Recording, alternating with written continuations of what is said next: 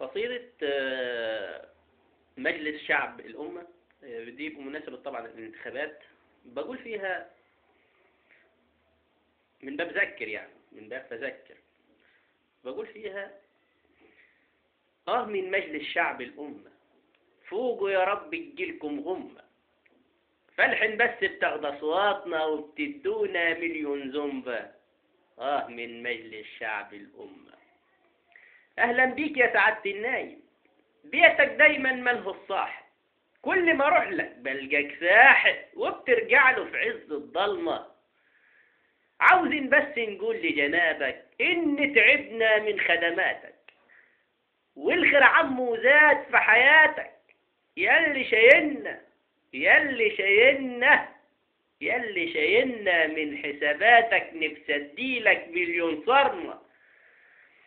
علشان تخدم لازم تنهى، والغلبان منه بتتهرب، وإن كان غني منه بتتجرب وبتتدهول على صوت حرمة.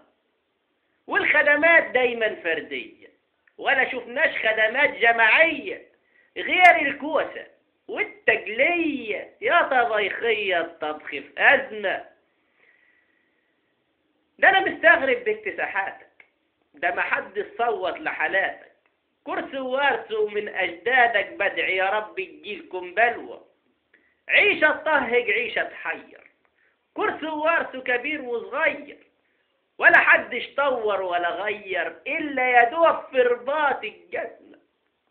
لا في يوم شفنا الصرف توصل، وطريقنا ودايما متكسر، والأنابيب شاحة وبتأثر، وطبر عيش ولا لاقيين لقمة.